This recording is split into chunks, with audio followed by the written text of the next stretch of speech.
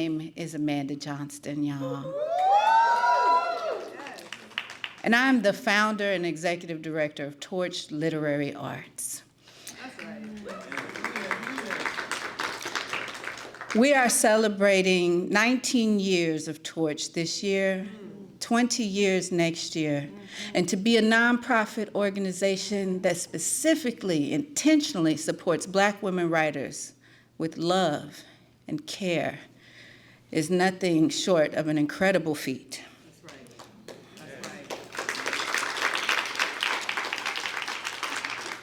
right. This is our third annual retreat, and we are thrilled to celebrate these talented fellows and hear excerpts from their major works in progress.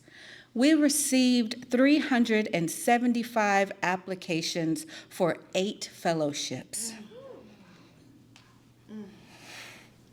The creativity, craft, heart, and soul of these fellows' works blew us away. Tonight's reading is a special gift for all of us to experience what will help to encourage their writing, keep them going, and one day bring their projects to life so we can enjoy them for generations to come. Thank you all for being a very important part of their creative process. It takes many hands to do this work. I'd like to thank the Torch team, Jay Nichelle, Brittany Hackard, and our amazing board of directors and committee members. If you are a board member or committee member or advisory board member, please raise your hand. Yes. These incredible people volunteer their time and their talents to make sure that Torch is running smoothly. The team shows up day after day after day and gives 1,000%. We wouldn't be able to do any of this work without you. Thank you. I also want to thank the incredible people who work behind the scenes as well, right here in the Carver Museum. Thank you to Christine and everyone at the Carver. This is a beautiful Black institution here in Austin, Texas, and it is only right that we partner with you. Thank you for opening your doors and welcoming us back many times throughout the year and annually for this special event. I want to also thank our funders, the City of Austin, the Birding Johnson Foundation, the Poetry Foundation, the Texas Commission on the Arts, and our accommodations partner, the Colton House Hotel. I'd also like to thank all of our donors and CIM members who generously give every month to fuel Torch's flame. Many of you are here tonight. Round of applause for each of you.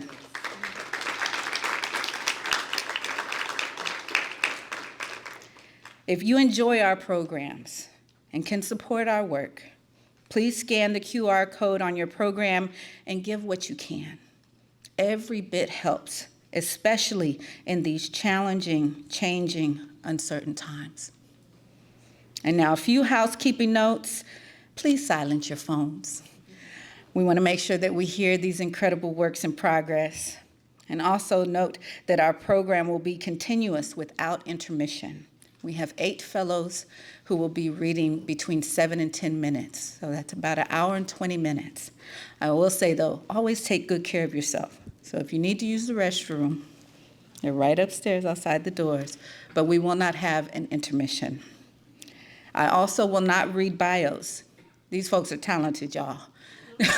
Please look at your programs to learn more about these incredible fellows and also online at torchliteraryarts.org. And now, without further ado, please welcome our first reader, fiction fellow, Eida Leo. I wanted to start by thanking each and every one of you for coming this evening to listen to us read. I'm going to be reading from my current work in progress. It's a novel. It's a work in progress, and the current title is Strange Proportions. There was once upon a place called Mtaa Saba, both blessed and cursed, with plenty of sun and water.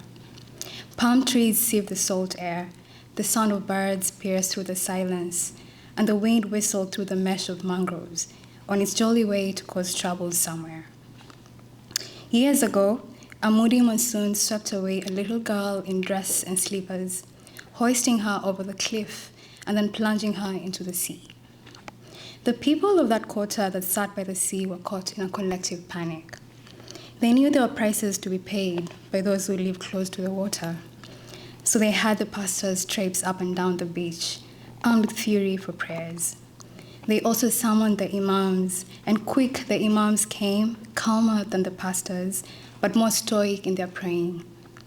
And then the two groups of interceders stayed up till daybreak, cursing the heaving evil that had dared take a little girl from her mother. This was no town, no city, no country. It was just but a quarter, a mere thing, a place known for that sky and impossible blue, that water bubbling with ancient rage, and that land full of the stone jutting out from the ground like an obstinate strain of weeds. Some nights, women emerged from the sea and shook off the water from their fins. Other nights, the ghosts of vengeful children lying low during the day emerged, little wingless bodies flying across the velvet of the quarter's sky.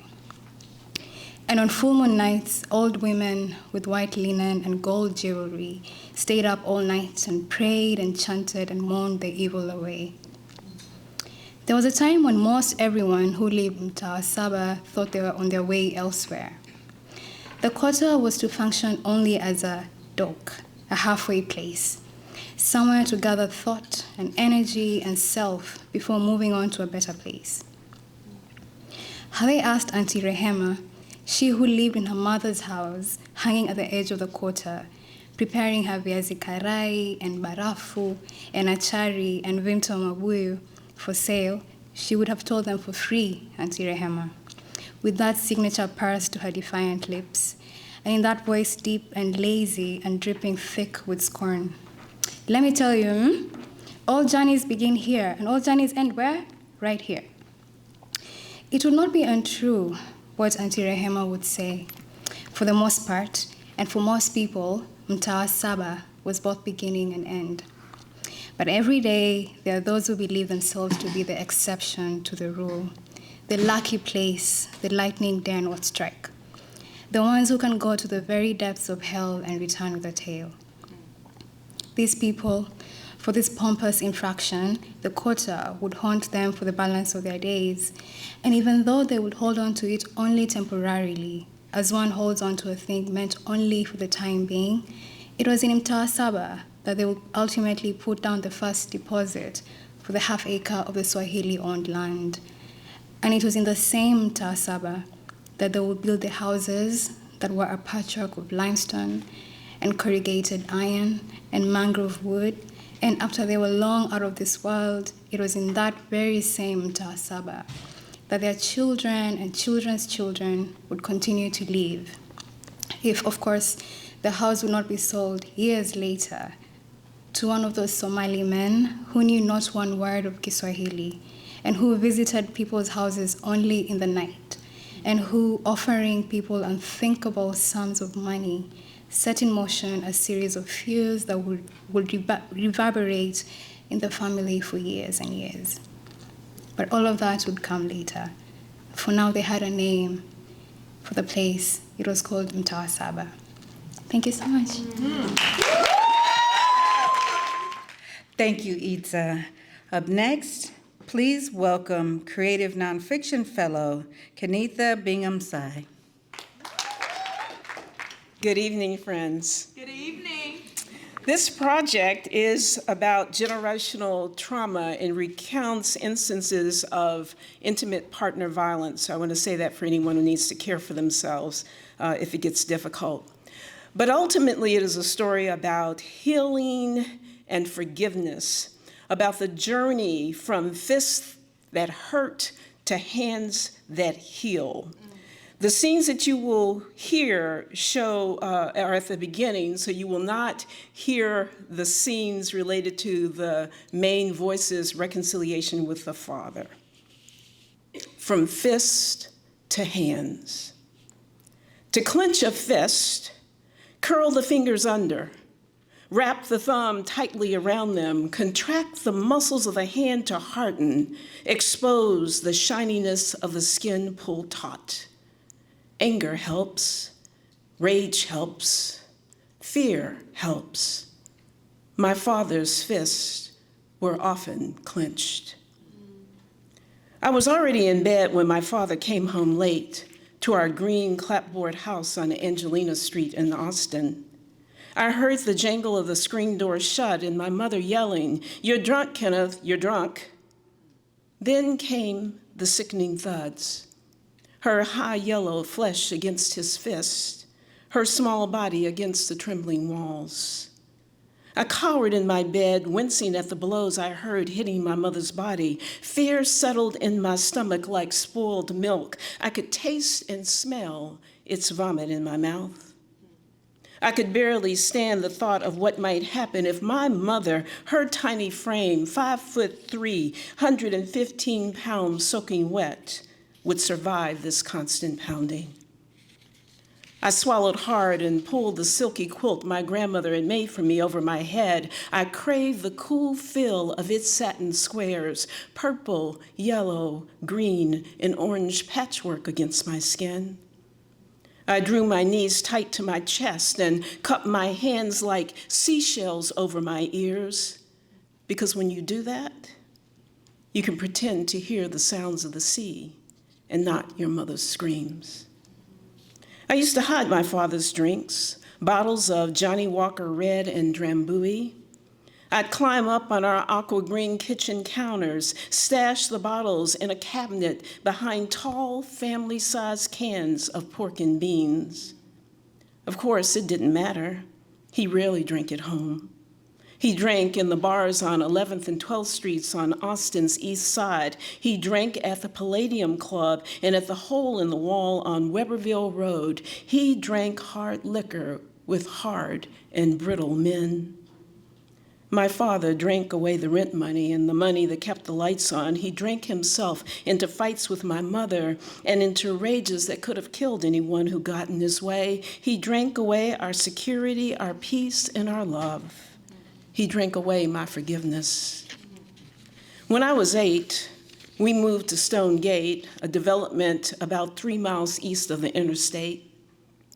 In 1928, the Austin City Council had forced Black and Hispanic families to the east side of town. The 1928 master plan allowed the seizure of the land and homes of people of color who lived in communities throughout Austin. Sewer and road services were withheld and properties were sold to developers at bargain prices. This and redlining forced Black and Hispanics to move east of I-35. When we first moved to Stone Gate, you could smell the white pine of new construction. Our house was a brick single-family home on a cul-de-sac that was a perfect place for children to play.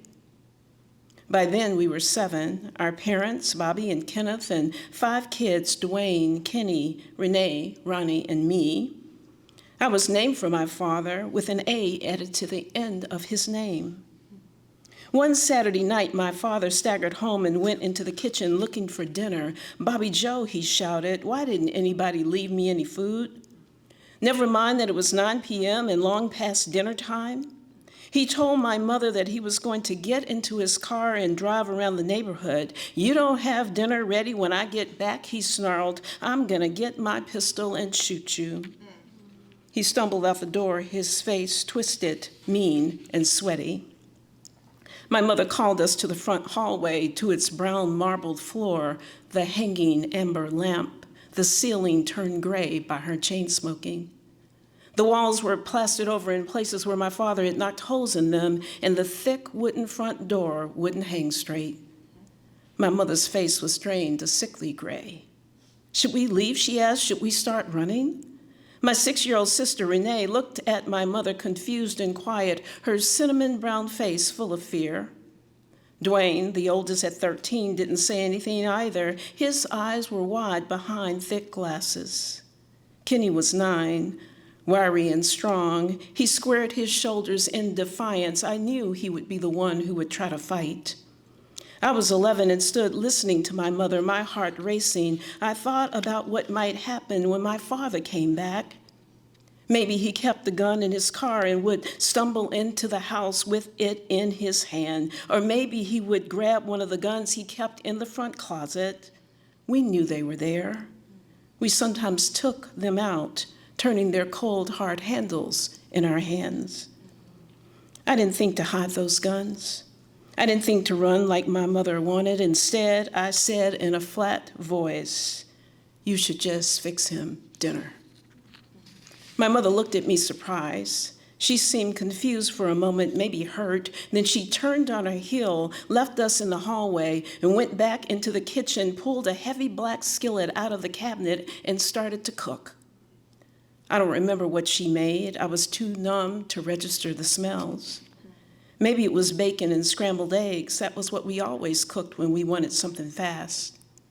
I don't remember how long he was gone either. To get around our block, he had to go down Stone Gate, around Elms Grove to Woodmore, up Weberville Road and back. Maybe that was long enough for her to cook him a steak. That was such a favorite, he'd stock our freezer with half a cow, and beef would be the only meat we'd eat for months. I don't know what she made, but I know he came back, his blue and white Buick weaving into the drive, him lurching through the front door. He sat down at the table and called to her, "Bobby Joe, get me some salt." He was just a few feet from the kitchen himself, but she got it for him. After he finished eating, he staggered to his green chair in the living room and fell asleep, head thrown back, snoring in front of the TV. He smelled of the strange odor that came from his pores when he drank. I don't know why I told my mother to fix him dinner. I don't know why I didn't tell her to run, that we should put our clothes in brown paper sacks and run. I don't know why I didn't say that we should escape to our uncle's house on Eastdale or start the long trek to our grandmother's house on East 16th Street. I don't know why I didn't plead with my mother to hide us near the creek where we used to collect the huge oyster-like fossils that the man at UT told us were called Exogyro ponderosas. I don't know why I didn't pray to grow wings and fly away into the cool of night like the recurring dreams I had, or insist that we run desperate through the dark woods behind our house. Maybe it was because I remembered a recurring nightmare where I was running and something terrible was chasing me. In the dream, I think I am free, that I have escaped, but my pursuer has been flanking me, ready to meet me at the next turn. Years later, as I wrestled with my childhood and my relationship with my father, a woman said to me, "Kanitha, holding on to hatred of your father is like drinking poison and expecting him to die." She suggested that I pray for him, but she did not tell me what to pray. For a long time, I prayed a curse. I had found Zora Neale Hurston's curse prayer in a book by Alice Walker. It was in an essay entitled, "Only Justice Can Stop a Curse." I prayed that prayer with a venom, a hurt, and a pain that seemed unquenchable. "Oh man God," I prayed, "I beg that this that I ask for my enemies shall come to pass. I pray that the sun shall not shed its rays on my father in benevolence, but instead it shall beat down on him and burn him and destroy him. I pray that the moon shall not give him peace, but instead shall deride him and decry him and cause his mind to shrivel. I pray that his friends shall betray him and cause him loss of power, of gold and silver, and that his enemies shall smite him until he begs for mercy, which shall not be given him. I pray that his tongue shall forget how to speak, and that all about him will be desolation, pestilence, and death. Oh man God, I ask for all these things because my father has dragged me in the dust and destroyed my good name, broken my heart, and caused me to curse the day that I was born." I carried the hatred of my father on my back for 2 more years, guzzling that poison as if it were a bottle of Johnny Walker Red. Thank you. Up next, please welcome Poetry Fellow Jasmine Parks. Thank you so much for bringing y'all gorgeous selves down here. I'm so thankful for Torch Literary Arts and this beautiful week to frolic through this world with Black women creatives. So grateful for the seed that was planted in Amanda and everyone who have helped cultivate this nurturing ground for all of us. I'm going to be reading from my manuscript in progress. It is a reimagining of Alice Walker's The Color Purple.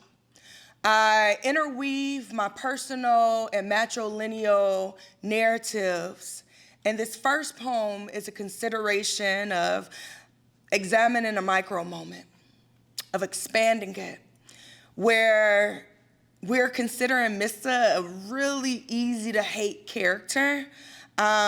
And I recall a conversation that Suge was having with Celie, where she said, "Where is the man that I used to love? He used to laugh."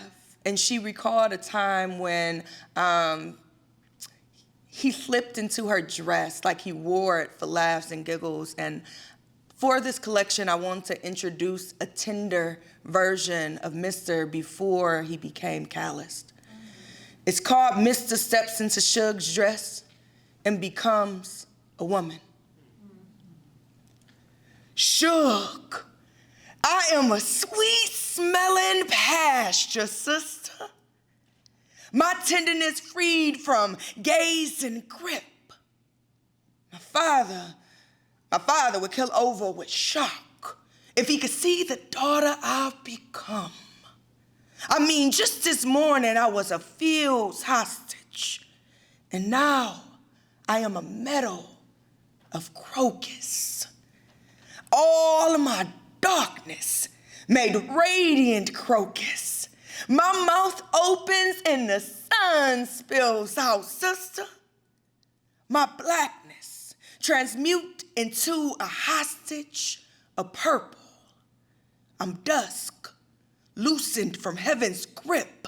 A smattering of vibrant flowers become canyon between the man I am and the shock. My flesh loved the cling of cotton. A shock can open an earth.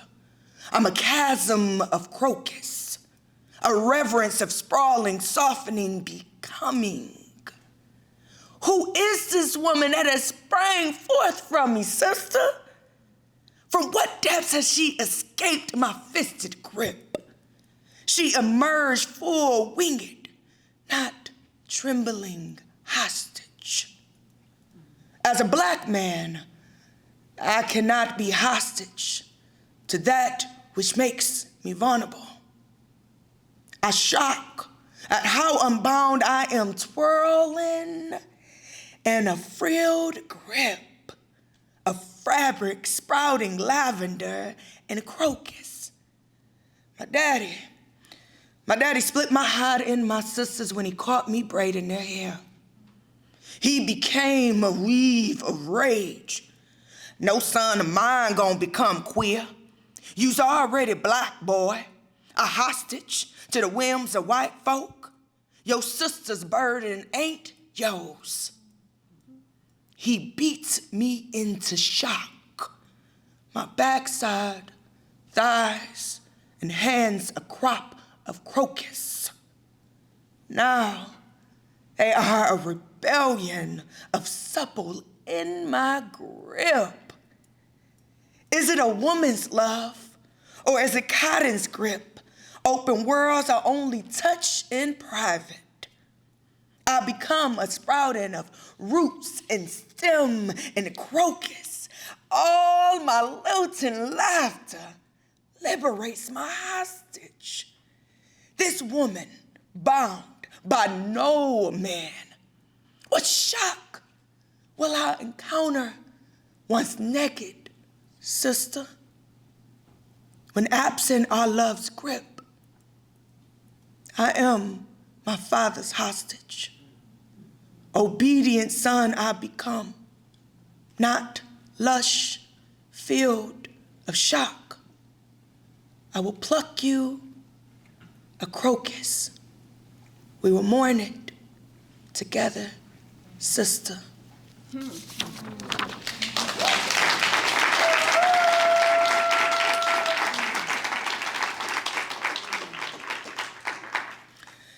This next poem is called The Mosquito Bites Me and Sings a Blood Song.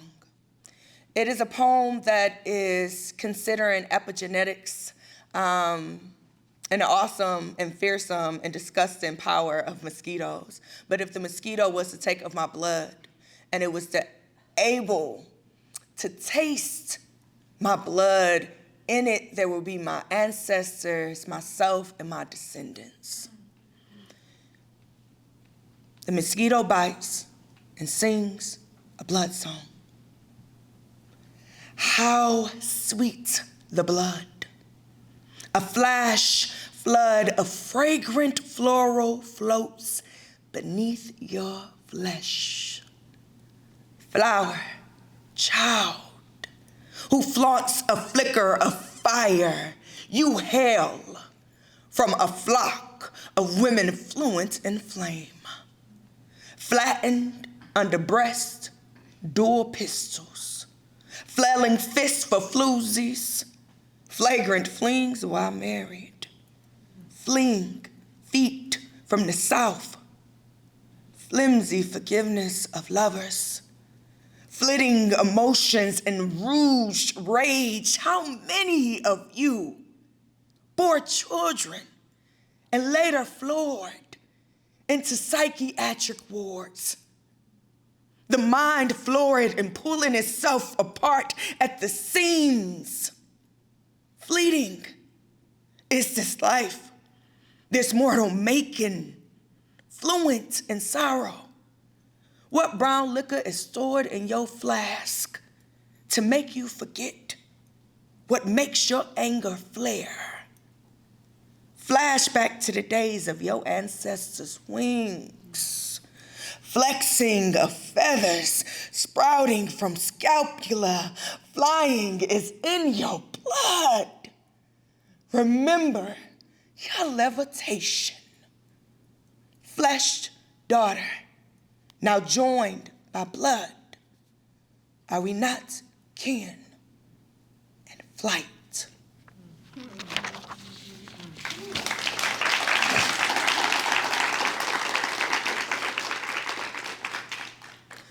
This next poem is a vignette of tenderness and joy between myself and my birth mother. I am adopted. She did not raise me. It is this tenderness that I offer to both of us outside of the fracturing of our relationship, in praise of the color purple. I bring the plum of my mother's flushed flesh to my lips, the vibrant neon of her face, a blushing bruise, brushes against my mouth like a bottle of soil-skinned liquor that we polish under an indigo heaven. We offer the lavender of our lilting laughter as sacrament. Collisionist complexity, we are undoing the calamity that came before us. A shadow of our sorrow once caged its joy. My mother's incarceration spanned across my first cry and my daughter's. This is God returning my mother back to me. A pilgrimage back to the ocean of my mother's eyes. A fragile bouquet of crocus gathered in my delicate hands. I hold on to my mother. My love, deep as the aster's petals, for this woman who birthed what she could not raise. I plant kisses upon the silt of her cheek and praise the roots that have brought me forth.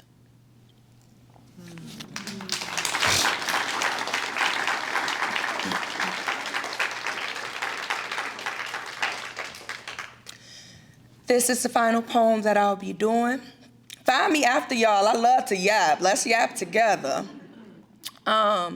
This poem was the beginning of this collection.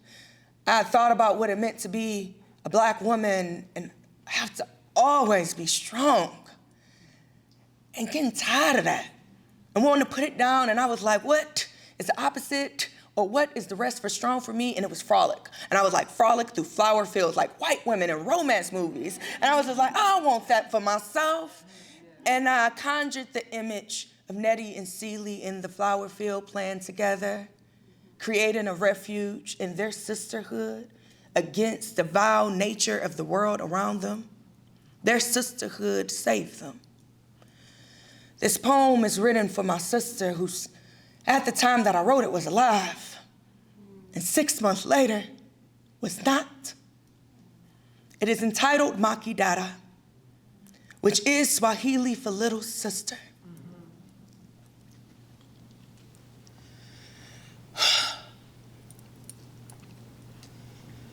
You and me, us never part, Maki Dada. You and me, us have one heart, Maki Dada. Ain't no ocean, ain't no sea, Maki Dada. Gon' keep my sister away from me, Maki Dada. You, firmament of lavender, may I touch your skin, Maki Dada. May I hold you close to my face and breathe in your scent.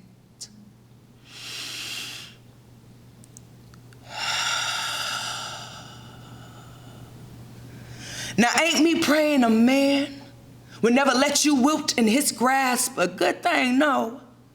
Us, a field of laughter, men cannot pluck and give to us a bouquet. The ocean never did return the bones of our foremothers who jumped to their freedom and risk death. Ain't part of them and our wicked smiles, the cage of our searing secrets that only we unlock. No, Maki Dada, I am still not ready to read anything except the folds of your face, a rippling sea. You thread a tapestry into my scalp and braid language into my mind so that I keep you near, Maki Dada. And cicadas will sing of us during summers they emerge hibernation. Listen to their crooning. Keep me tucked in your breast. I am the humming of your heart, and you are mine. Oh my, us in a man's world, owning ourselves, no matter how briefly, is a miracle, sister. Have you noticed how men sometimes quarter their women once married, separate one part from the other parts of themselves? It can be such a gruesome death that we chose not to run from. Heartache cannot quiet the thrum of our love, nor children, nor oceans. We never part, you and me, Maki Dada.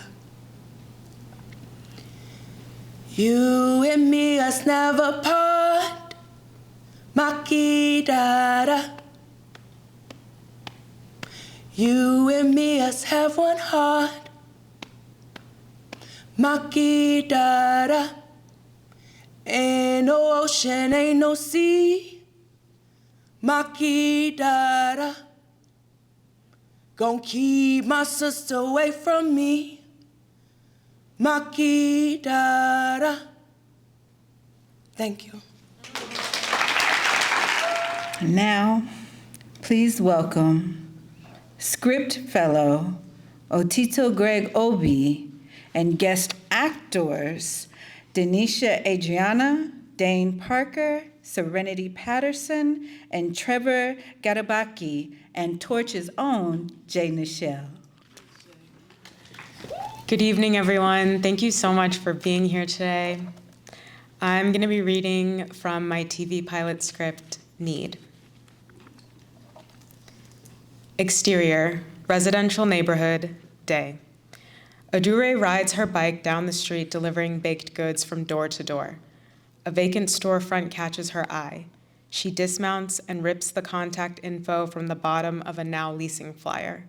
She pulls out her phone, snaps a photo, and sends it to her twin sister, Amara. Insert phone screen. What if we opened up a brick and mortar and got a reality TV show? Like Cake Boss. You got brick and mortar money? Back to scene. Adure hops on her bike and rides into the street. Out of nowhere, a large truck barrels towards her. We hear a blaring car horn. Cut to black. Exterior, cemetery, day. Carrying a plate of chocolate chip cookies, Amara touches Adure's headstone. Hey, Adore. Amara sets the plate of cookies down on the grave. I brought you these. Next week we'll have Puff Puff. She takes a seat on the grass, facing her sister's headstone. You know, Yorubas believe that every person who was born has an unborn spirit double in heaven. But twins come into the world with their other half. I know we're Igbo and like 80% agnostic, but I like to think that's true for us too. She bites into a cookie. Amara takes a mason jar of milk out of her backpack and unscrews the cap. She splits the cookie in half, dips it in the jar, and finishes it in one bite. She sips some milk, then pours the rest on the grave and leaves the empty jar by the plate of cookies. Amara stands and walks out of frame, then circles back to Adure's grave. Yeah, this one is actually one of my good jars. Amateurs. She stoops down and picks up the jar. A series of shots. 1. Amara cuts a green apple in half and throws the other half in the garbage. 2. Amara runs on a treadmill, her feet pound the conveyor belt in sync with the heavy drums of Afrobeat music. 3. Amara kneads dough and puts it in the proofing oven. 4. Amara cuts a long carrot stick in half, then throws the other half in the garbage. Interior, bathroom, day. Amara steps on a scale. From her point of view, instead of a weight number, we see a cartoon rainbow yo-yo swinging back and forth like a pendulum. Interior, Coquelicot Cafe, day. Close on Rocio's hands, putting money into a cash register. A Lululemon-clad customer waits impatiently. Excuse me. Do you know how many calories are in this? The customer points to the pastries on the counter. I'm not sure. Awkward silence as the customer stares. Did you want me to Google it for you? It's fine. I'll just estimate. Also, is it vegan? No, it is not. Oh. I can't eat that. Do you have anything vegan and sugar-free? Yes, we do. Rocio grabs a bottle of water from the fridge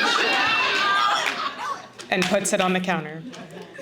The customer scoffs and walks away. You sure? It's also paleo. A coworker approaches Rocio. A couple of us are going to happy hour tomorrow night. Want to come? I could be down. Where y'all headed? Brass and copper.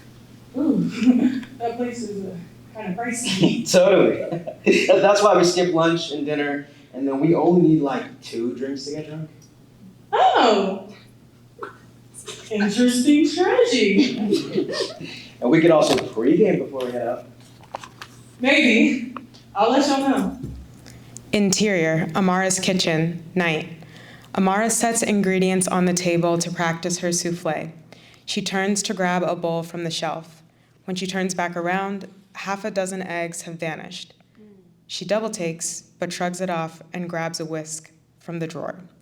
Then she notices that half a chocolate bar and half a stick of butter have also disappeared.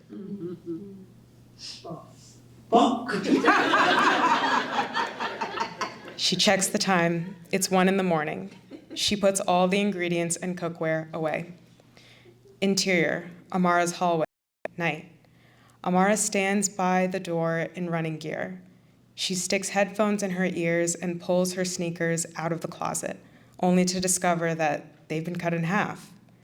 She lets out a primal scream, then puts the shoes on as if they're perfectly fine.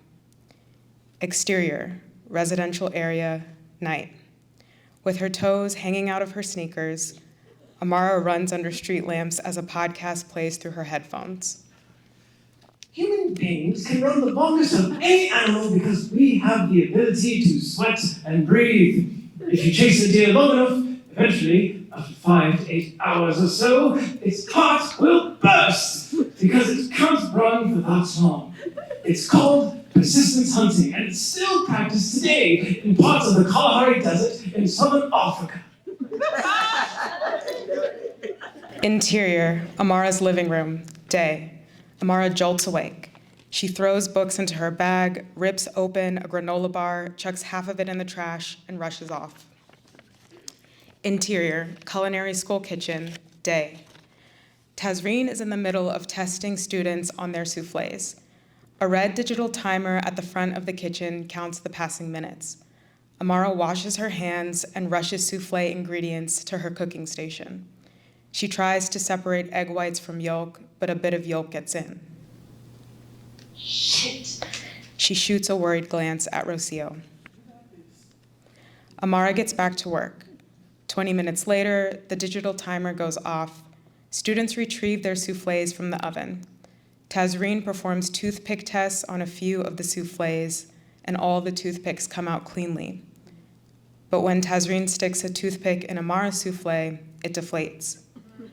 The toothpick comes out covered in chocolate. Devastated, Amara runs through the kitchen doors. Interior, culinary school hallway, day. Amara bolts toward a vending machine. She zeroes in on a row of chocolate chip cookies and frantically buys 12 sleeves of them. The last package of cookies gets stuck in the metal coil, and she rams her body into the machine until it falls loose. Interior, bathroom stall, day. Amara binge eats the cookies as fast as she can, but each time she eats the last cookie in a package, dozens more appear in its place out of thin air. Nausea overtakes her. She retches and vomits violently. Exterior, cemetery, day. On top of Adure's grave, we see half a green apple, half a carrot stick, half a dozen eggs, half a chocolate bar, half a stick of butter, half a granola bar, and the other half of Amara's sneakers. Interior, community center, night. Rocio is surprised to find Amara pouring herself a cup of coffee across the room. She makes her way over and taps Amara on the shoulder. Oh, shit. I'm sorry. It's my first time here. I just picked this location because it's the closest one to campus. Yeah, exactly. The snack table between them is covered in beautiful blackberry conchas.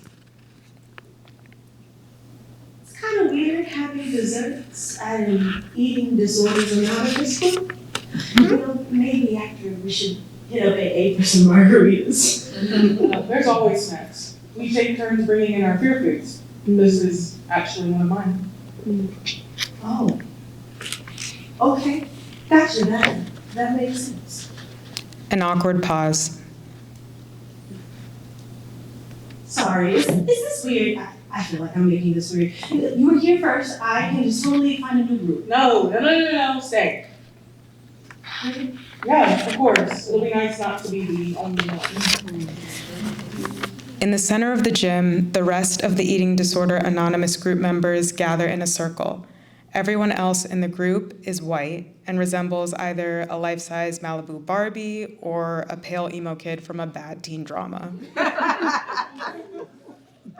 You know, I didn't even know EDNOS was a thing until I passed out and woke up in the hospital.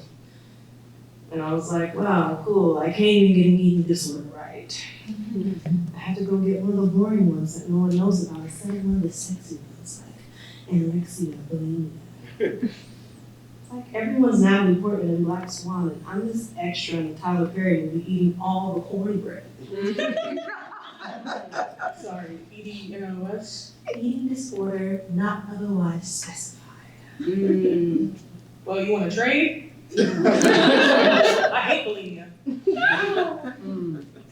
Oh God, I'm so sorry. I didn't mean It's all good. I mean, it is kind of sexy. Until your teeth start rotting and falling out of your head. Anyway, I don't think there's a right way to starve yourself. True. The thing is, I don't really feel like I'm starving myself, though. I'm just kind of dieting and exercising slightly more than the average person. Yeah, but the human body doesn't know the difference between a diet and a literal famine. Wow. Well, I did not know that. Most people don't. Amara stares at the conchas as Rocio fixes herself a cup of coffee. She timidly puts a concha on a plate, then tries to use a knife to cut it in half. We're not really supposed to do that. Do it. Cut things in half. Why not? Break things into tiny pieces, stuff like that. Why not? It's kind of considered a disordered habit because it's a way to assert a false sense of control over your fear of eating. So, how am I supposed to eat it? Bite. Amara takes a bite. Her pupils dilate. Amorphous, colorful shapes swirl in her eyes like lava lamps. Exterior, backyard garden, day, dream sequence. A ruby-throated hummingbird flits between bushes of red pineapple sage as 5-year-old Rocio picks blackberries with her abuela, Ivelisse. Young Rocio winces each time she gets pricked, but she keeps picking blackberries and stuffing her face with them. A particularly thick thorn punctures her skin as she notices large welts rising all over her arms. She scratches the welts until they bleed. She starts crying. Ivelisse places her basket of blackberries in the grass and ushers her granddaughter into the kitchen. Ivelisse sings an old Santeria song to Yamaya as she rubs a potent homemade salve on young Rocio's scratched arms. The quiet hum of the Santeria melody continues to waft from Ivelisse's throat back to interior, community center, night. Angle on Amara's eyes, their regular shade of brown. She stares at the bitten concha in her hand. Her voice is so beautiful. Cut to black.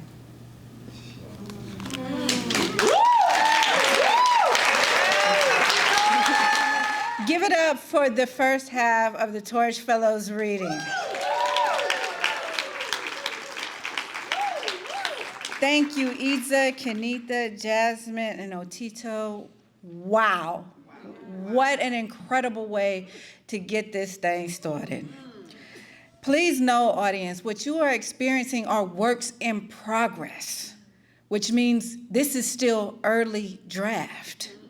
Okay, that's why it's important to have places like Torch Literary Arts and the Fellows Retreat so that they have time to continue perfecting their work. But it first starts with deep rest, sisterhood and fellowship, beautiful spaces and soft landings, so that they have what they need to be able to dream, imagine, and create these wonderful works that we then get to experience. Yes? So if this is the beginning, my God, I cannot wait to see the finished product. Keep going. We will all be better for it. Thank you. Oh, y'all ready for the second half? Come on, are y'all ready for the second half? Please welcome fiction fellow Jumi Bello. Hi, everybody. So my name is Jumi. I'm a Black disabled woman writer. I write about madness in the future. I'm working on a literary speculative novel called House. And to put it simply, what if a house could feel the same way as us? For most of the year, we're simply a house. Hampton House, they call us, but it's August now, and there's something about summer that makes us see phantasma of the future. Something about the heat, the sweet gelatin of the air, the steady throb of bass pulsing the neighborhood block. It bends time a bit, makes a strange curve in the architecture of this world, and then abruptly we see what is to come. We are coming, the future tells us. We are coming. Today, Astra and Lana are married, so now we are Hampton crowned. The hum of music rises from our floorboards like heat off asphalt. The bass line thumps steady as a heartbeat. Light dances between the clinking glasses, wraps itself around the porch posts, slips between children as they braid each other's hair on the stoop. The wedding guests spread across our lawn like constellations caught mid-movement. Dresses swirl. Shoes dig into the hot earth. One girl spins with her arms out wide until she collapses into a patch of wild clover. Somewhere, someone is frying something that smells like summer itself. It is impossible to know how long we have been an us. Us means many things. We're the grains of mahogany wrapped around our constructed marrow, but we are also the stone, the oak, the natural carbon slipping in and out between our walls as if ghosts. Our veins surge with light whenever someone flips a switch. Us is the glass, the windows masquerading as mirror to what life we've been ripped away from. What life we had, we try to remember, and images of rivers and black stone valleys blink in and out without warning. But there is so much life to lay witness to where we are now, so whenever we can, we try, but most days we cannot.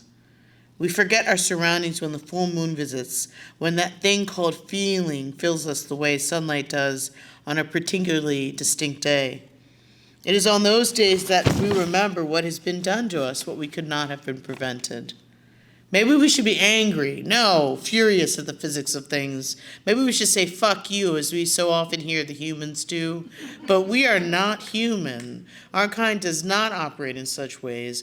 We have no desire to destroy, no urge to strike, no sense of self-preservation, because what is self to such beings as we? A house such as us never dares anticipate when the heat season will open its infinite mouth around us. Let the world of living things do what the living do. Be born, grow, wake, bloom, rot, die, in that order or whatever order suits it best. Summer is for leaving the door ajar so the wind can stroll in without knocking. Summer is for the birds. It is for the fire hydrant, bursting stolen sea over a street, with children leaping through pure wet as sweat-laden single mothers crack open bottles of cold beer. Heat brings out strange things in us. The glass in our windows turns sheer. Sounds of the outside world shiver into one trembling shrill, and something about our water tastes of brine. Sound distills into stereo, the sizzle of meat, the soft slap of dominoes on the card table, the wet pop of a kiss behind the garden shed. A toddler shrieks with joy, and the shriek ricochets across our beams until it settles into the giggle in the rafters. In summer, we stop trying so hard to emulate what the multitudes of us believe a house is, or at least what the mass timber among us think it to be. We let the gutters fill with dirt and leaves, roaches and birds, tiny lizards that eat the eggs when the mother is away. We let the grass grow long at night, the paint to crack and peel, the weeds, oh man, all the weeds, the trash cans to tip over so the raccoons of the south side can feast. Even the timber among us spills out of its joints. The galvanized steel swells. The copper, it faintly burns. The plywood is so drunk off the heat, it starts to behave like rubber, bending and bouncing back as the weight of bare feet sashay across the landing to and fro.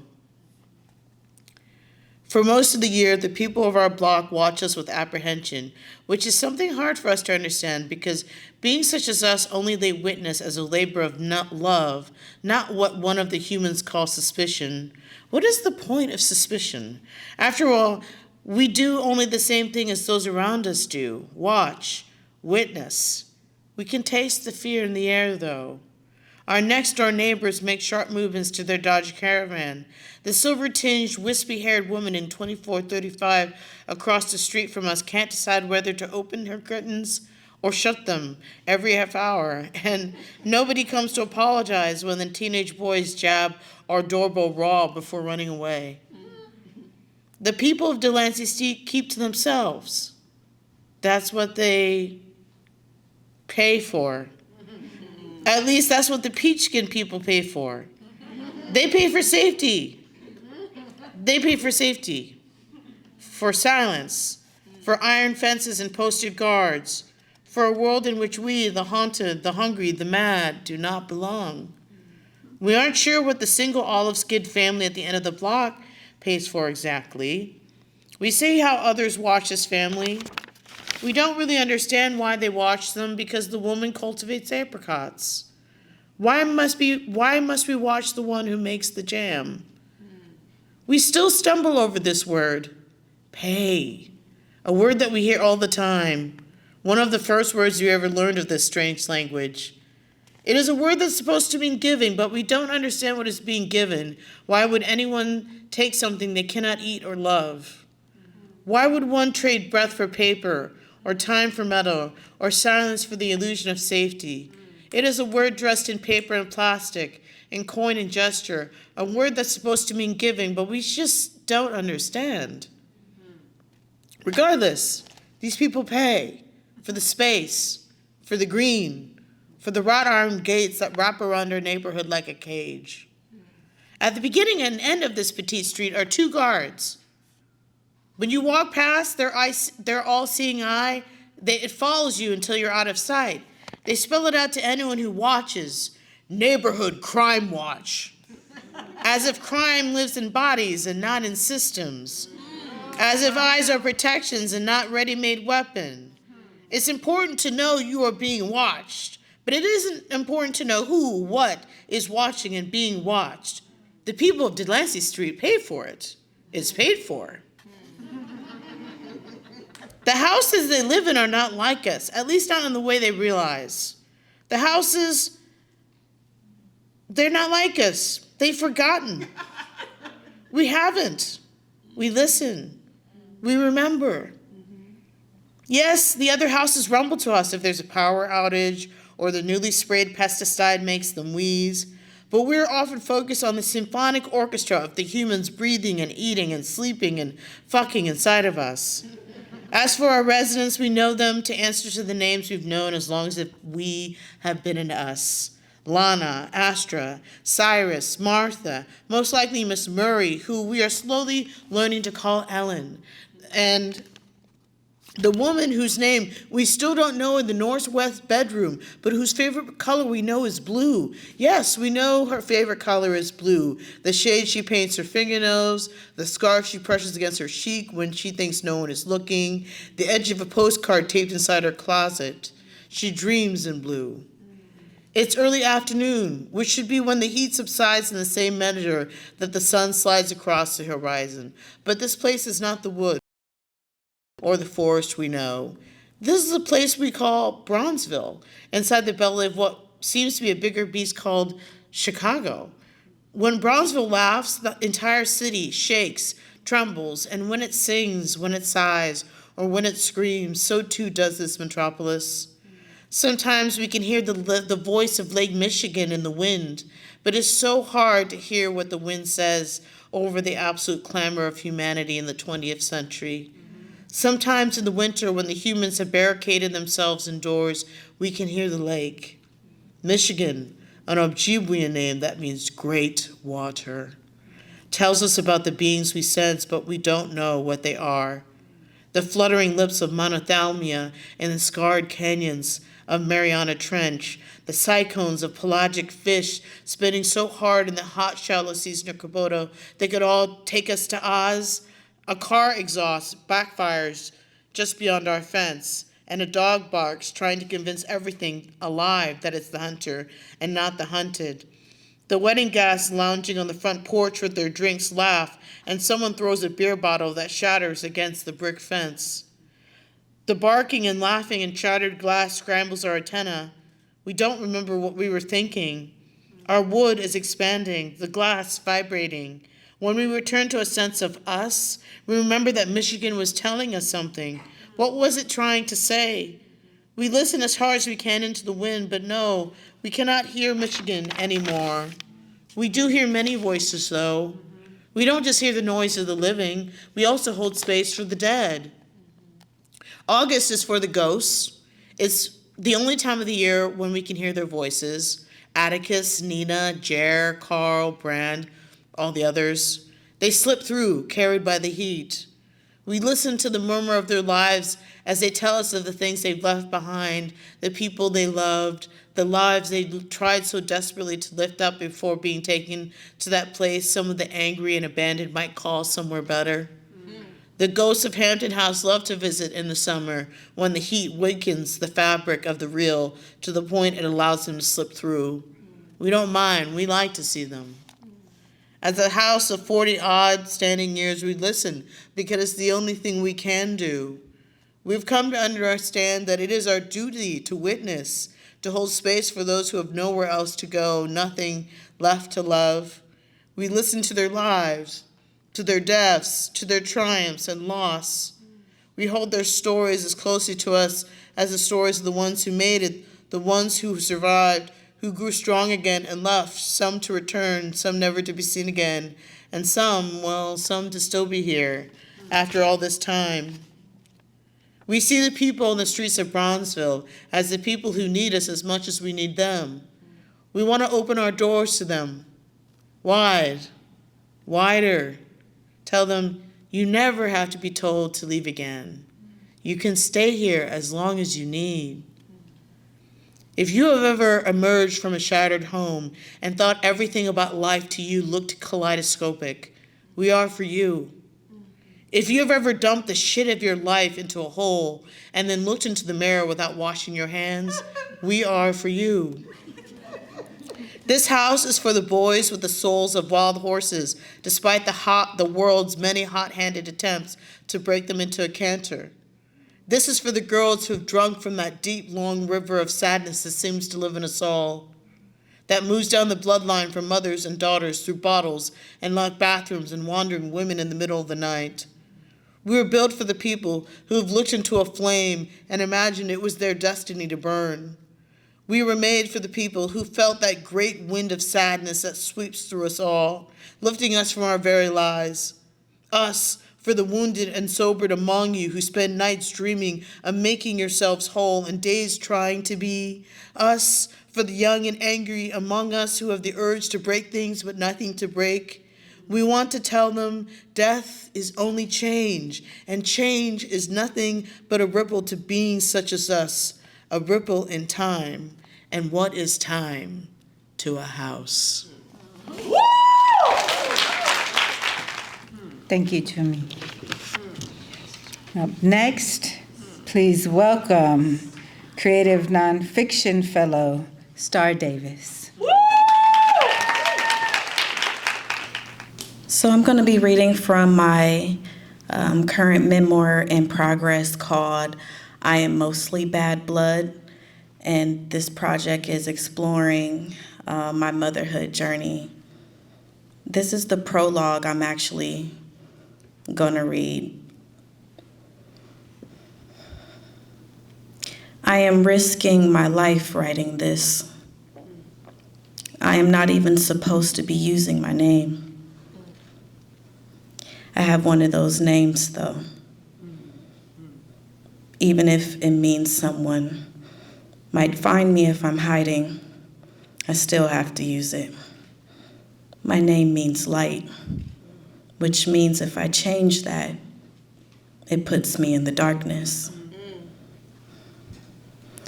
I have been afraid of the dark ever since I was a child, and my mother sent my boy cousin to lay next to me in bed. Before that night, I used to see monstrous shapes in the darkness, things I had no words for. And so I would close my eyes and pray for my mother to turn on the hall light so I can see that light bleed underneath the door to kill the monster. I learned monsters live in the light too. The same way God is also there in the darkness.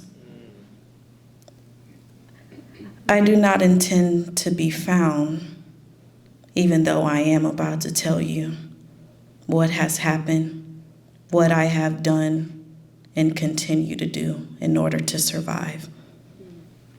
I do expect to be haunted by inhumane things, voices only I can hear at night, and the slanderous cyber trolls on the internet. This is not the bravest nor the most dangerous thing I have ever done. Other Black women like me believe we can love and save any Black man. A percentage of most of those women, though, are dead. Most domestic violence victims do not survive domestic violence. Being alive is the most dangerous thing I have done. Staying alive, the most reckless thing I have done. Telling the world, which is me telling my abuser I am alive, the craziest thing I have done. So here it is, the other day I'm at Kroger and I'm stuffing infant Tylenol in my purse when one of the workers walked past me and they smile at my 2-year-old daughter. They ask her name, and my response, "Why are you asking what her name is?" I am not good at stealing, by the way, nor am I good at lying or running. But this day the worker, some teenage girl with long curly braids, her ends fuzzy, she looked like an older version of my daughter. She fell silent and left me to my thievery. At the checkout line, she can't take her eyes off of my daughter. She brings her stickers. My daughter loves stickers. I ring up only half of my cart, stuffing other small items like butter and bananas in with that overpriced chicken breast and brown eggs. When the machine goes off, alerting that I need assistance, she walks over, scans her ID, and I finish paying for my groceries. Once I pay, my daughter, giggling and sticking stickers over the front of the cart, the girl yells for me and goes, "Ma'am," and my heart stops. And she goes, "You dropped this," and it's my baby's binky. The original newborn pacifier I can't rip for her no matter how hard I try. My Tyler girl refuses to let go of it. When she hands it to me, we touch. the girl and I. I could not bring myself to look at her directly, my heart's racing as I made my way for the exit, trying to get past all the security alarms and back into the car. Baby girl is giggling, still playing with those stickers. I grab the steering wheel and I just breathe. I coach myself over and over again until I feel that air start to make its way into my lungs again. I said this before, right, that I wasn't no good at stealing. And I'm no good at stealing because I'm stolen. Ancestors stolen. I'm not American enough to steal. Months before, I was in a Texas courtroom and I did a thing. I stole a glance at my future and it winked back. They held me in contempt of court for not returning my infant daughter for visitations with her biological father, the man who I keep trying to tell them has tried to kill me many times. This is not my first time breaking a law. My body is the law that I have broken many times over. Give a damn about the law, but it is my first time breaking. By this I mean, I am a mother. I am broken in ways I have never broken before. I have no money that lasts or stretches like it used to when I was single. But my family don't get that. Good girl, took your ass to college, right? I am broke, as in I have no security, no vision, no blueprint. I am like a bird without eyes, silly enough to still fly. I am broke, as in my spirit is crushed. I am unable to piece the last few years together. I remember first hearing the word narcissist and making points to justify against it. A Black man has no reason to harm me, especially not the one carrying his child, right? It is this thinking that takes me back to that dark room where it all began, where I faked being asleep while my cousin inched his fist in me, breaking myths of girlhood flesh so deep I assumed it meant I was immortal. I have been imprisoned in both natural, spiritual spaces. I know debt. I know paying off my mistakes might take a lifetime. I know on my last tax return, even after the 2021 child care credit was maximized for parents staying at home due to the pandemic, was not even enough to consolidate my freedom. Yeah, that's right. In 2021, I refused to return my child to an abuser. I took what was mine, what came from my flesh, and out of that courtroom, I walked away a little free. And my monsters are angry. The law is against me, but the sun on my back as I make my way out of that grocery store with my purse full of reparation was hot with the promise of my future arrest. I might be a little American after all. Up next, please welcome Poetry Fellow Chisaroku. Good evening, y'all. Good evening. Well, we're going to leave it right there. Okay. Yes, I'm Chisaroku, and I'll be reading some poems from a multimedia transcontinental poetry collection I'm working on that is situated in the ongoing wakes of the transatlantic slave trade and the climate crisis. This project crosses geographies and lands and time to explore the interior lives of Black women who have experienced reproductive and sexual trauma, how they hold themselves, each other, and the earth, spiritual realms they inhabit, their loopholes of retreat. Each of the poems in the reading tonight will come from different Black women across the archives in their voices as a way to introduce y'all to the collection. This first poem is Sister, Sister, Regina, Queen.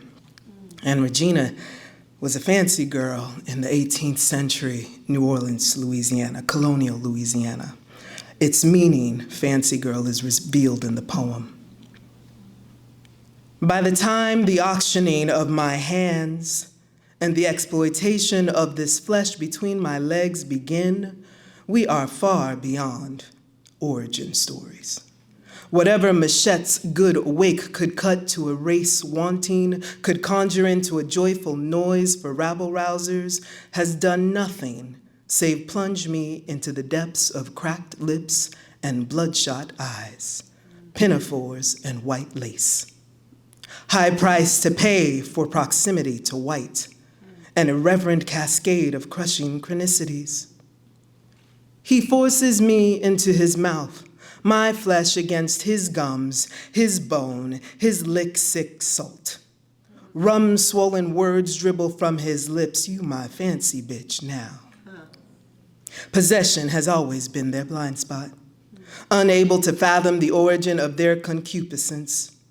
He, his peeled-skinned brothers before him and after, noble apes performing their incestuous nympholepsy generation after generation, formulating peculiar entanglements forged between fields, sheets, and ledgers, multiplying their cachexiae in our wombs, hanging their fruit for buzzards to consume. They ink revisionist folktales with the stale blood of heroic falsehoods, poison on their tongues without antidote. It is only a matter of time, minutes suffocating centuries to bleak silence. Beneath his heft, between each breath, I hear my grandmama's hum come cross the river say, let there be no grace for those who call you out your name. And so, to morgue their bedchambers, relieve the earth of their stench, to release the whip from its maker and free us from their impotent flagellations, to be mistaken for ease. Nah, no grace for those who call me out my name.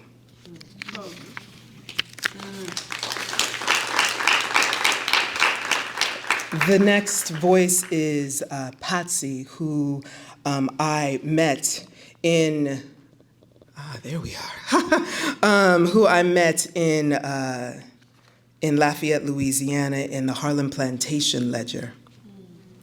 And it's written as an onto, which was created by Onto Pearl Springer. It's 7 lines of a poem with a pearl, and I added a stanza at the end with all the pearls, so I'm calling this a purling onto. Patsy. 1, Mama always talked about her grandmama's waterways. How one day folk all vanished down the river where they once sang, but now weep. 2, Hilly and me stole away to the creek one day and lost track of time. Spirits calls us sometimes. Massa whip us, but we don't cry no way. 3, bright morning, dark-eyed junku sing, kin prepping for the fields, hum while us work, stomp while us work. Someone's cracking a whip. Let nighttime come soon, soon. 4, I ain't never heard of overflooding. Say Big Mary that women sometimes cry inside, and when it get too much, all them tears swell inside them. 5, Mama lost 2 brothers down the river, too bright, too fast for their mass alike, and more clever than white folks, sold them down the rip. Find joy. 6, Isaac, love him first sight, skin glisten under his hat. Close your mouth, girl, with company, he'll say to me. But I let him see my tongue make water. 7, I wet my bed after Patty say I think I'm too pretty for work. Grab hold love. Massa let him go, 'cause I ain't no whore no way. 8. Belly swole with Isaac's seed. Rain's been coming hard, fierce. Big Mary say, don't you weep now. It hurts though, all this water gushing from me. Save me. 9. The blood chased water and life out of me. Bae gonna be all right, I hear Big Mary say. But who gonna feed him? Love him. One day all folk vanish. Spirit calls us for the fields. Women sometimes cry, but close your mouth. Girl, grab hold love. Don't you weep now. Baby gonna be all right.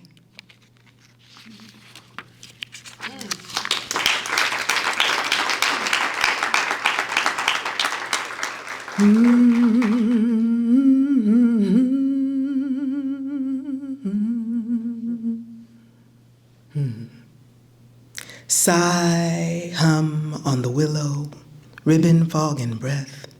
Basket weave silence with moss and spruce. Weep for the bees who carcass honey on the ant's tongue. Sigh, hum in the ripple. Water basket weave the tongue's tremor. Rain is falling up the moss and willow. Grieve the chorus of the blades. For the ants have found their scurry in the fog and in the listen. Wail the solemn O of alligator birds and a murder of crows hovering the casket. Basket of the body weaves its weeping into chorus. Clouds melt the earth, it's a tremor in your fingers. Heave the woe higher, see how clouds blanket spruce and willow. God is in the highest, rivers cresting crow to crow. Mosquitoes in the whistle and growl, bite to blister river bottoms, whistle the bones to the grave, sing the heart's tremor. Sigh, hum, whistle and drum, weave the veiled eye open. Sigh, hum, thistle and strum the banjo's silver croon. And string the black and blue, the giants to the overboard, sing, sing, sing. The ripple and rest in the overboard, the drown, the rest in the after this. Heave the woe higher, let the rivers crest. Let the rivers crest to black and spruce and willow, to crow and silver and banjo. Sigh, hum, the whistling road to black heaven. Sigh, hum, the gristle and the tongue, the tremor to the drum, the thistling hum. Sigh, hum, it is well for the black. Grieve the chorus of the graves. Rain has fallen up the willow. Gods weep their murders from the highest. There is a world, thank you, there is a world in which we understand that humming helps the body physiologically reset itself when it experiences trauma. I will end with a poem that I consider an ars poetica of sorts. As I work through this collection, I'm often being asked, not only of the women who I meet in archive, but myself in spirit, what is it that we are doing here? I'm sorry for this lineage, that cord, this cord that binds, this salted, wounding ache. Forgive the rambling brook in my tongue. I have flooded the overstory with too much remembering. Let the ripple retrieve my skin from the mouth of the sea, make sense of my sargassum limbs, of my belonging, of mama's blue grass blanketing my brow, of the mangroves that kept her safe, but not me. I mean to gather us at every river's bend, every land's inlet, every terrible dam, to collect stones we smoothed with our waters. I mean to sit a while and observe what silence formed in our marrow, scoop water in the shape of revival, and let our coraled bones speak. Thank you. We've come to our final reading for the evening. Please welcome Script Fellow Kendall Wallace And once again, the incredible actors Denisha, Adriana, Dane Parker, Serenity Patterson, Trevor Garabaki, and Jay Nichelle. Thank you. Kendall Wallace's American Cameos, American Myths features a cast of 5 Black actors, 2 men to play the role of John and James, and 3 women to play the roles of Betsy, Claudia, and Marie. Betsy, as a representation of Betsy Ross, is a character played in whiteface. Betsy shakes a velvet bag of purple casino chips. These little chips are your one-way ticket into American assimilation. Act like you want it. Remember why you want it. So, we're going to do some quick affirmations, okay? Repeat after me. The pain does not exist. The pain does not exist. A little more enthusiasm, please. Like me. Don't you want to be like me? Don't you want to be... The lights fade on the group and a spotlight shines on Claudia. Light. I want to feel light. Sometimes I'll have fantasies where this is all different. Where when men look at me, their instant thought won't be how they want to fuck me. And white women won't see me as a threat or as second best, but as me. But then I'll be stared down, sad. Someone will undress me with their eyes. I'll be ashamed of my breast, my lips, my eyes, and it all becomes heavy. And what is the weight if not pain? And if the weight is real and felt, then the pain's real too. Betsy shakes the bag of chips again, and the lights rise on the scene. The moment grows inert. Colors fade. Participation is necessary to get the chip. Remember, Betsy pulls out a contract. You asked to do this. Ready for the second affirmation? The group nods, and Betsy smiles. Nothing is out to get me. The 3 murmur the affirmation over and over again till the words sound like a hum. The lights fall again with a spotlight on John. I was 14 when I first started thinking about funerals. This black boy got shot by some cop 2 blocks from my house. Shot him twice in the stomach because they thought he was dangerous. Justified killing him because he was on 20 milligrams of Lexapro and said he was mentally ill and a threat to himself and others. John makes a gun with his hands and fires it twice into the air. Real bullets ring out.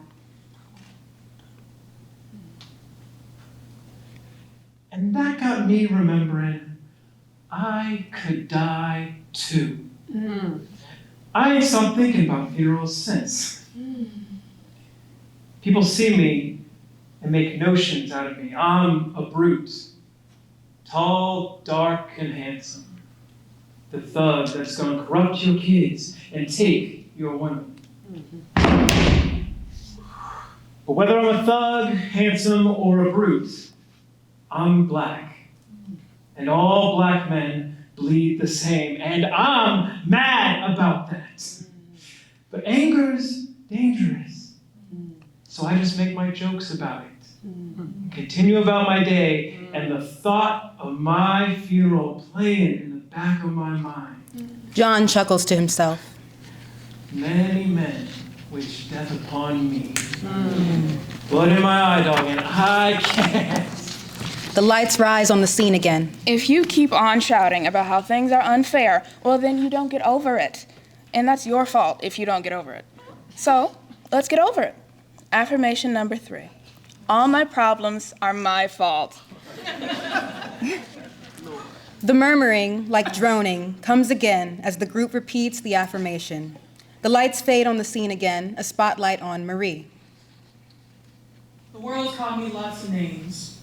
Mean, aggressive, call me a bitch and a nigga bitch and all types of shit. She laughs, nervous and angry and trying not to be. But then I found out I had a baby on the way. And it made taking pain a little easier. Because I was protecting somebody now and he was protecting me. Nothing could harm me as long as I had my baby inside me. As long as I have my baby inside me, I'd never let nothing harm him. There's a whooshing noise that fills the space, the sound someone hears when getting an ultrasound. But then it got time for my baby to come. Sat in a hospital room right across from another lady. Started pushing at the same time, crying out at the same time. She had her doctor. I had mine too. But mine said I could take the pain. And he left me there to help take care of her. And her baby survived. And mine died. Was it my fault? And when my baby died knowing pain before he knew his own name, was that my fault too? Because I was black. The hardest thing you can be, and trying to be a mother, the softest, warmest, most beautiful thing you can be, it can't be. Because I love my baby. My pain is not my fault. My pain is not. The lights rise on the space again. I accept the fact that nothing is wrong. Say it. The fourth affirmation. I accept the fact that nothing is wrong. Come on. You got this. The lights fade and a spotlight appears on James. Something's wrong. And I know you know who's getting the shit part of the stick first. Finance is getting stuffed in the closets. Wigs is getting stuffed under mattresses. If Marsha P. Johnson was here, she'd be shaking out of goddamn boots. I came out 2 years ago to a girl named Chelsea, and the first thing she said was, I was one of the gay best friends. Wow. Like, just because I came out, that meant I shat glitter and knew how to duck walk. So she introduced me as her gay best friend to everybody she knew. Want to know who we really were? James looks around. Co-workers.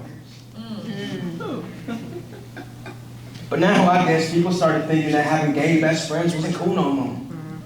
And Chelsea don't text me no more. Don't text. Don't call. Because she knows if she do, I'll ask for help. I'll ask her to treat me like I'm human, and she don't want to. Something's wrong with the fact that I get called a faggot when I post an Instagram picture. And instead of someone helping me, they turn their heads. Nothing is wrong. Something's wrong with the fact that I ain't your best friend, but I'm your gay best friend. Nothing is wrong. Something's wrong with the fact that I can't be married. Nothing is wrong. Something's wrong. Nothing's wrong. Nothing's wrong. Wrong. Nothing is wrong. You gotta stop repeating it. You have to repeat it. You have to. The lights fade on Betsy and fall only on the group of black people, creating a rhythm of their own design. I had a baby once. A baby. Held him 10 minutes till he died. I had pride once. Pride, it took 2 years till it got tucked away. I had nothing but joy once. Had it 14 years till I started feeling paranoid. And now I got rage. Oh, the rage that's hot like fire. Mean like a criminal. A rage that's hungry. Hungry. Like an animal. Sometimes it call out to me at night. Do something about me. Sometimes it call me in the day. Do something about me. I want to tell it to stop. But it just keeps calling. Want to leave it alone, but it keep on clinging. And who else do it cling to but me? And I'd say it took me over like they got some kind of power over me, but no. It ain't no crime to be angry. It ain't nothing I'm supposed to get rid of. The rage is my friend. Tool. Mine, the rage is mine. And it calls, and croons, and sings, and sighs. Do something about me. Do something with me. Do something about me. Don't forget about me. Do something about me. Don't push me down. Do something about me. Hello? Just let me guide you. Do something about me. Let me push you forward. Are you listening? Do something about me. Let me teach you how to fight. Do something about me. Teach me how to survive. Are you? Do something about me. Teach you how to stand tall. Do something about me. I am trying to help you. Induct you into a good society. Teach you how to keep going. I am not the bad guy here. I'm your savior, you know? No one will take you if you're upset. No one will put up with you, respect you, like you. But if you listen, if you get these, this can be your home. She jingles the chips in her hands. You don't get these by being angry. What good is it to be upset? What does it do for you? Nothing. So repeat after me. The pain does not exist. Pain does not exist. Nothing is out to get me. Everything I have ever experienced is my fault. Everything I've ever experienced is my fault. I accept that nothing is wrong. I accept the fact that nothing is wrong. I release the rage. No one speaks. Say it. Say it. They push her off stage. She drops the bag, and purple casino chips scatter on the ground. Claudia looks at the group. So we've got a group of angry black people in the room together. Again. Again. What kind of revolution we gonna start now? Woo. Yeah. Yeah. Thank you. What kind of revolution we gonna start now? I'm saying, let it start on a page and make its way everywhere. Round of applause for these incredible fellows, these amazing actors, the Carver Museum, and each and every one of you. Thank you so much for coming out tonight. Do check us out, torchliteraryarts.org. We'd love to see you at future events. Subscribe to our newsletter. Follow us on social media. Y'all be safe. Have a wonderful evening. We look forward to seeing you again. Thank you.